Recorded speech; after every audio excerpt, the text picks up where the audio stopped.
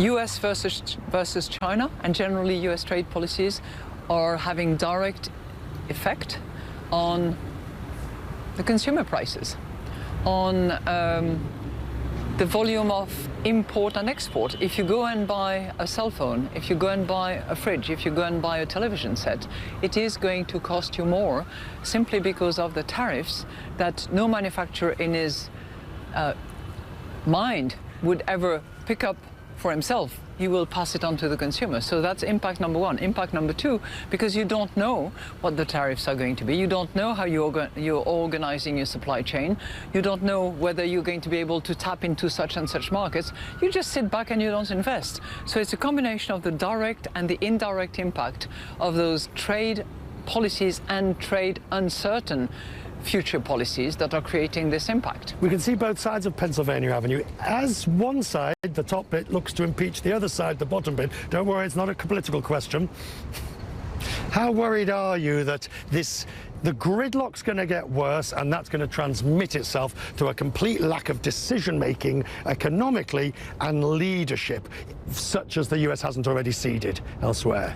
You know, I lived through Watergate, and I was actually working on the Hill as a little intern of a member of the House Judiciary Committee, Bill Cohen, and I could see in those days how much energy, focus, brain power was actually spent on the Watergate issues.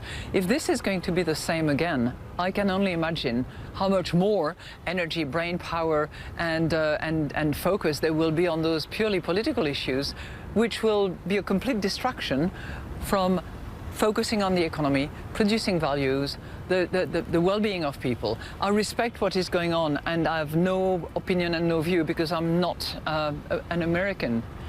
But from an economic point of view and from the global economic point of view, it could very well create massive disruption, and I think it would undermine the US leadership.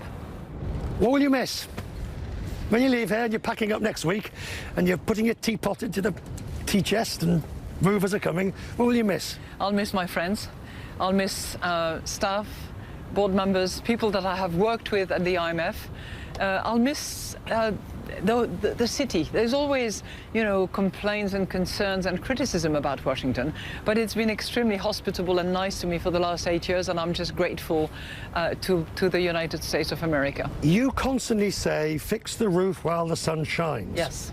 Where you are going, it's not bad. It's not bad. It's not raining, you're right, but the sun is not really shining either, yet. And where you're going, arguably, there are more rain showers. Arguably, a lot more rain showers in Frankfurt, ECB, Eurozone, Brexit. So we figured you'd need this. We figured you'd need this. It is your own umbrella, but despite the fact it is dark outside, in your world, it is always sunny. Being optimistic has a lot to do with inspiring confidence, and that's what we are very short of at the moment. Thank you. Thank you. Thank you, Richard.